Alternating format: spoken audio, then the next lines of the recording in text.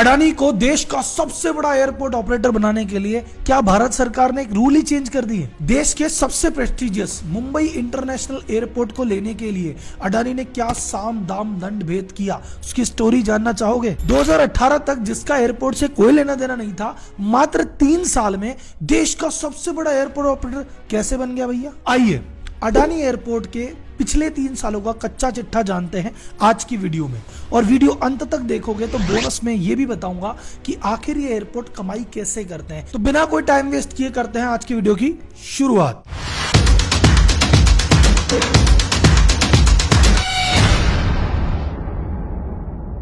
हर चौथा भारतीय जो एयरपोर्ट से सफर करता है अडानी के एयरपोर्ट से गुजरता है। पैसेंजर मार्केट का 25% शेयर है अडानी जी के पास।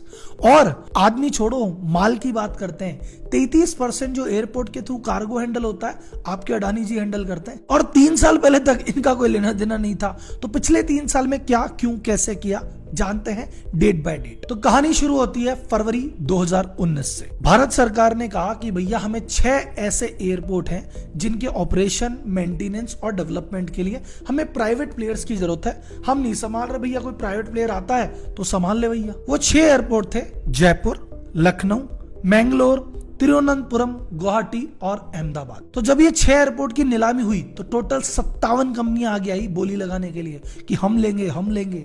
लेकिन 57 में से 56 कंपनियां देखती रह गई और मात्र एक कंपनी ने 6 के 6 एयरपोर्ट ले लिए, और वो किसकी थी? परम पूज्य अडानी जी की। अब जो 57 कंपनियों में से 56 कंपनियां हाथ मलती रह गई और एक कंपनी सब कुछ ले गई, तो आपको लग रहा है दाल में कुछ काला है, पर उतना काला नहीं है।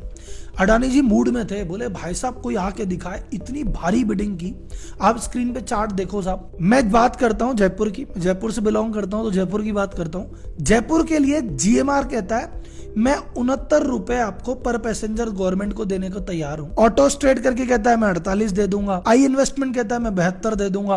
अडानी कहता है मैं दूंगा 174। इनके आसपास भी कोई नहीं है भाई साहब। मैंगलोर एयरपोर्ट को देखो एक बार, जीएमआर कहता है मैं दूंगा 18 रुपए पर पैसेंजर। दूसरी कंपनी कहती है कोचीन इंटरनेशनल हम देंगे 45 रुपए पर पैसेंजर। बाकी किसी ने तो अप्लाई भी नहीं किया। अडानी बोलता है मैं दूंगा 115 रुपए। जब बाकी दुनिया के कंपैरिजन में 2 गुना, 4 गुना, 5 गुना रेटे फेंकेगा तो भैया इनको ही मिलेगा और किसको मिलेगा। तो आपको समझ में आया कि दाल में काला नहीं था, लेकिन भैया दाल इतनी भी साफ सुथरी नहीं थी। इनको मिले उसके लिए कुछ 2-4 नियमों में बदलाव किया गया था। वो बदलाव नहीं होते तो अडानी जी के बस की नीति ले लेते। अब किन नियमों में क्या बदलाव किया वो जानते हैं। पहला बदलाव, पहले एयरपोर्ट के प्राइवेटाइजेशन के लिए शर्त थी कि भैया उस कंपनी को एयरपोर्ट चलाने का पहले का अनुभव होना चाहिए। अडानी जी को तो था ही नहीं, तो अगर ये शर्त रहती तो अडानी जी तो अप्लाई नहीं कर पाते। तो पहला नियम बदला, तब जाके वो अप्लाई कर पाए। दूसरा नियम, एयरपोर्ट अथॉरिटी ऑफ इंडिया का खुद का एक नियम है कि किसी भी एक व्यक्ति या एक कंपनी को एक ही बिडिंग में 2 से ज्यादा एयरपोर्ट नहीं देंगे। पर अब की बार नियम छोड़ दिया कि नहीं, 2 की बात नहीं है, जो जितना अप्लाई करे ले जाओ भैया, हम थोड़ी मना करेंगे। तो अगर वो नियम रहता तो 2 से ज्यादा नहीं ले जा सकते, अब की बार तो 6 के 6 ले गए। तीसरा जो बदलाव किया वो था कि आज के 10 साल पहले बिड ओपन हुई थी, जब मुंबई, दिल्ली, हैदराबाद के बटे थे, सबको एयरपोर्ट मिले थे 30 साल के लीज पे। अब की बार एयरपोर्ट जो अडानी जी को मिले हैं वो सभी मिले हैं 50 साल की लीज पे। चौथा चेंज क्या किया, पहले गवर्नमेंट ये कहती थी कि भैया ऐसा है, जो भी एयरपोर्ट से रेवेन्यू कमाओगे उसमें हमें हिस्सा दोगे, परसेंटेज पे शेयर दोगे। अब की बार गवर्नमेंट ने कहा हमको परसेंटेज शेयर नहीं चाहिए, हमें तो एक फिक्स फीस दे दो, वो हमारी, उसके अलावा जो सब कमाओ वो तुम्हारा। तो ये 4 नियम अब की बार बदले गए हैं, और इन नियमों की वजह से अडानी जी अप्लाई भी कर पाए, 6 के 6 ले पाए, 50 साल के लिए ले पाए, और सारा प्रॉफिट खुद रख के एक बेसिक से फीस देने वाले हैं। अब ऐसी बात तो नहीं है कि भैया इतना खुल्लम खुल्ला खेल हो जाएगा और भारत सरकार को खबर भी नहीं लगेगी। जब मीडिया में ये सवाल अलग अलग मंत्रियों से पूछे गए तो उन्होंने सबके तर्क भी दे दिए भाई साहब। अब आप मुझे बताना ये तर्क कितने लॉजिकल है और कितने इलॉजिकल है। पहला तर्क, हरदीप पुरी जी जो थे उन्होंने तर्क दिया, बोले देखो बात ऐसी है कि एयरपोर्ट चलाने का अनुभव है ही 5-6 कंपनियों को, और अगर हम ये नियम बरकरार रखेंगे तो वही 5-6 कंपनियां घूम फिर के आएगी, फिर उनकी मोनोपोली हो जाएगी। तो हम उनकी मोनोपोली तोड़ने के लिए हर नई कंपनी को आने देना चाहते हैं, इसलिए अप्लाई किया। क्योंकि अगर नहीं करेंगे तो फिर ये 6 ही कंपनियां करती रहेगी। अब ये तर्क कितना लॉजिकल है या नहीं है, ये आप मुझे कमेंट बॉक्स में बताना। फिर उनसे दूसरा पूछा कि अरे भैया एक बात बताओ, जब 2 एयरपोर्ट का रूल था तो 6 क्यों दिए? तो उन्होंने कहा इसका जवाब भी सुनो। ये 2 एयरपोर्ट का रूल जब बनाया गया था, पूरे देश में 15 ही तो एयरपोर्ट थे, तो 2 रूल इसलिए बनाया कि कोई एक ही कंपनी सारे के सारे एयरपोर्ट लेके ना बैठ जाए। पर अब तो भारत में 107 एयरपोर्ट है। अगर ये 2 वाला रूल लेके चलेंगे तो भैया 55 कंपनियां कहां से लाएंगे संभालने के लिए? संभालना डिफिकल्ट हो जाएगा, इसलिए 2 वाला रूल छोड़ दिया हमने। तीसरा सवाल पूछा कि एक बात बताओ भाई साहब, उनको 30 साल दिया, इसको 50 साल क्यों दिया? बोले उनको जो 30 साल दिया था वो मेट्रो सिटीज में दिया था। मेट्रो सिटीज कौन सी? दिल्ली, मुंबई, बैंगलोर, हैदराबाद। बोले यहां तो ऑलरेडी काफी समय से चल रहे हैं और प्रॉफिट में चल रहे हैं, तो उनको 30 साल के लिए दिया। अब ये जो उन्होंने नए 6 एयरपोर्ट के लिए अप्लाई किया है, ये तो छोटे छोटे जयपुर, मैंगलोर, इनमें तो कहां ट्रैफिक, अभी तो लॉस में है, तो 10-15 साल तो इसको प्रॉफिट में आते आते ही लग जाएंगे, तो तभी तो ये आदमी इन्वेस्ट करेगा, इसलिए 50 साल दिया। चौथा लॉजिक पूछा कि यार एक बात बताओ, बाकी एयरपोर्ट जितने भी चलते हैं, दिल्ली, हैदराबाद, वो तो परसेंटेज पे चलते हैं, यहां पे आपने पर पैसेंजर फीस क्यों की? उन्होंने कहा हमने इसलिए की थी क्योंकि जिन कंपनियों को ये हमने दिया था वो कंपनियां अपना रेवेन्यू कम दिखाती थी। मान लो 100 रुपए कमाती थी, अब उनको हमको 40 रुपए देने हैं, वो कहती थी रेवेन्यू ही 50 रुपए हुआ, तो कम रेवेन्यू दिखाती थी, हमको कम मिलता था, और हम कहाँ इनका हिसाब करने बैठे, इसलिए हम तो फिक्स फीस लेंगे और मस्ती से सोएंगे। तो ये 4 कारणों से इनको मिला है, और ये 4 गवर्नमेंट के तर्क हैं। कितने सही या कितने गलत, ये आप मुझे कमेंट बॉक्स में बताओ। अब आते हैं वीडियो के दूसरे सबसे महत्वपूर्ण और मेरे फेवरेट हिस्से पे, कि भैया मुंबई इंटरनेशनल एयरपोर्ट अडानी ने कैसे हथिया लिया। और इसके लिए तो भैया पूरी पिक्चर वाली स्टोरी है, फिल्मी कहानी है, साम दाम दंड भेद सब चला इसमें, तो तब जाके ये चीज आई है। ये कैसे हुई, सुनो ध्यान से। अडानी जी की एंट्री करने से पहले मुंबई इंटरनेशनल एयरपोर्ट की जो हिस्सेदारी थी वो ऐसे थी, 26% एयरपोर्ट अथॉरिटी ऑफ इंडिया यानी भारत सरकार के पास ही था। 74% कैसे बटा हुआ था? 10% लिया था एयरपोर्ट कंपनी साउथ अफ्रीका ने, 13.5% लिया था बिडवेस्ट करके कंपनी है उसने, और 50.5 था जीवीके ग्रुप का, जो कि जीवीके रेड्डी जी जिनके ओनर है। इस प्रकार से ये बटा हुआ था, और जीवीके ग्रुप मेजोरिटी होल्डर था, वही चला रहा था, वही पैसे कमा रहा था। अब अडानी जी की नजर पड़ी, अडानी जी ने कहा अगर मुंबई एयरपोर्ट हाथ आ गया तभी जाके मैं असली मुनाफा कमा पाऊंगा, और ये 6 एयरपोर्ट लेना सफल तभी होगा। अगर मैंने वो मुंबई एयरपोर्ट हाथ नहीं आया तो कुछ नहीं आएगा। तो भैया वो लग गए कि कैसे भी इसको तो पाके रहेंगे।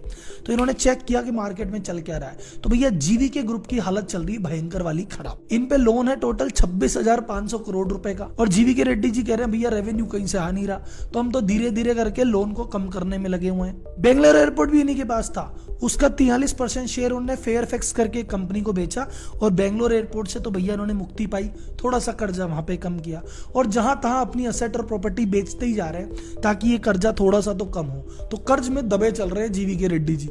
इनफैक्ट उन्होंने जो इस एयरपोर्ट में 50% इनका शेयर था, उसमें से 25% शेयर तो बैंक के पास गिरवी रखा हुआ था लोन लेने के लिए, 2150 करोड़ का लोन ले रखा था। तो अडानी जी ने कहा भैया देखो अभी अटैक करने का सही समय है, अगले बंदे के पास जेब में पैसे नहीं है, दुनिया भर का कर्जा चढ़ा हुआ है, इस पे अटैक करते हैं। पर इस पे अटैक करने से पहले छोटी छोटी जो मुर्गियां है ना उनको पकड़ लेते हैं। तो सबसे पहले इन्होंने क्या किया, वो जो 10% था ना साउथ अफ्रीका वाला और 13.5 बिडवेस्ट वाला, उन 23.5% को ऑफर दिया कि भैया लो जी 2150 करोड़ रुपए लेते क्या, और आपका शेयर मुझे बेच दो, थोड़ा बहुत तो लें, बड़े पे तो हाथ बाद में मारेंगे, पहले तुम तो आ जाओ। तो इनमें से वो डील होने वाली थी, जीवीके रेड्डी बीच में आ गए। उन्होंने कहा अडानी जी नहीं लेने देंगे आपको।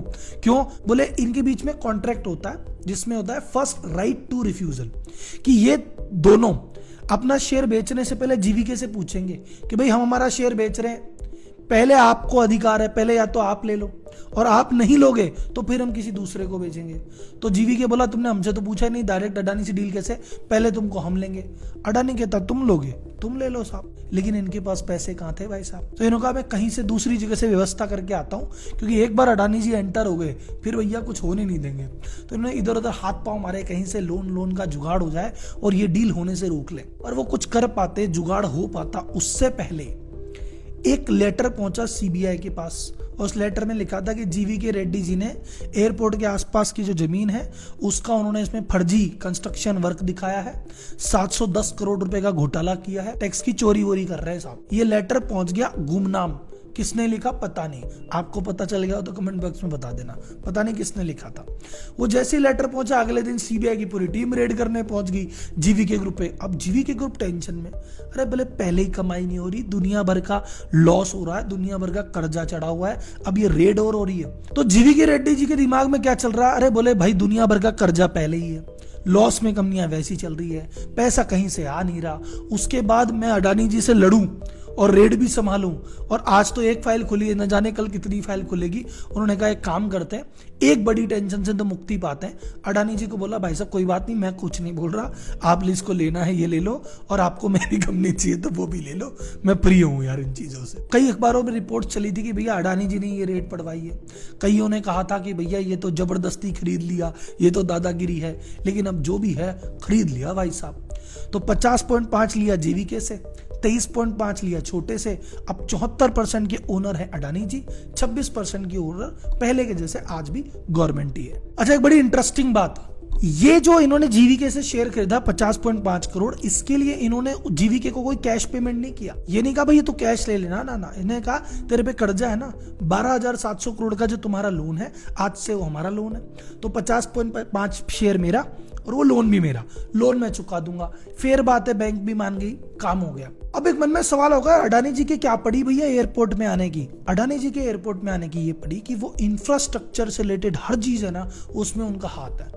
जितने भी पोर्ट हैं, प्राइवेट पोर्ट ऑपरेटर सबसे बड़े वो हैं, मतलब पोर्ट से जो माल आएगा जाएगा मेरा, रोड पे उनका अच्छा खासा नेटवर्क है, सीमेंट उन्होंने खरीद ली, मीडिया में एनडीटीवी उन्होंने ले लिया, इसके अलावा उनका आपका सोलर का काम चलता ही है, एनर्जी इनका चलता ही है, कोल इनके पास है ही। तो इन्होंने इतनी जगह खुद को डाइवर्सिफाई कर रखा है कि भाई साहब इंफ्रास्ट्रक्चर से रिलेटेड कुछ भी होगा, क्योंकि ये दो बात हम मानते हैं कि भारत आगे बढ़ेगा तो इंफ्रास्ट्रक्चर की जरूरत पड़ेगी, उसमें मैं नंबर 1 होना चाहता हूं। दूसरा, इनको लगता है कि भैया डाइवर्सिफिकेशन जरूरी है, कल को एक सेक्टर डूब जाए तो दूसरे से तो पैसे कमा लें। अब वीडियो के लास्ट में वो चीज जिसका वेट कर रहे थे कि राहुल जी एयरपोर्ट वाले पैसा कैसे कमाते हैं। एयरपोर्ट की रेवेन्यू को 2 कैटेगरी में बांटते हैं, aeronautical revenue, non aeronautical revenue. Aeronautical revenue में क्या क्या आता है? पहली बात लैंडिंग फीस, जितना भी फ्लाइट लैंड करती है उन कंपनी से एयरपोर्ट वाले चार्ज करते हैं। आज दिन में कितने फ्लाइट लैंड की?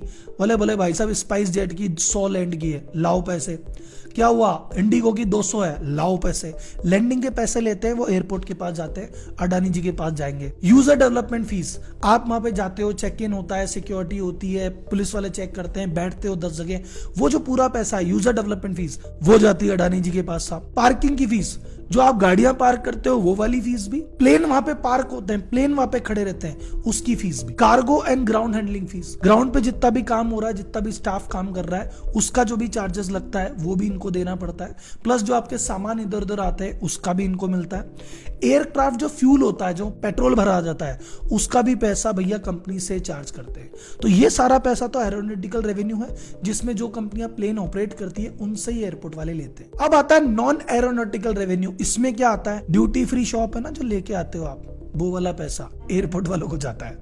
दूसरा, जितने भी रिटेल ब्रांड वहां पे खुले हुए हैं, वहां पे बैग की शॉप है, वहां पे कपड़े जूते जो भी चीजें हैं वो, फूड एंड बेवरेज जितना भी खाने पीने का सामान है, लॉन्जेस जितने भी हैं, जितना भी रेंट आता है, जितनी भी एडवर्टाइजिंग आती है, ये सभी चीजों के पैसे भी उसके पास जाते हैं जो एयरपोर्ट चला रहा है। अब आप बोल राहुल जी एयरपोर्ट पे शॉपिंग होती है? सर मुंबई एयरपोर्ट पे, मुंबई का जो सबसे बिजिएस्ट और सबसे सक्सेसफुल मॉल है, उससे 2.5 गुना सेल मुंबई एयरपोर्ट करता है, इतना पैसा आता है उनके पास। सिर्फ अडानी जी ने मुंबई एयरपोर्ट से पिछले साल 1594 करोड़ रुपए कमाए। अब बोला राहुल जी बहुत पैसा कमा लिया, लेकिन सर उस एयरपोर्ट के चक्कर में इन पे लोन है 20,000 करोड़ का।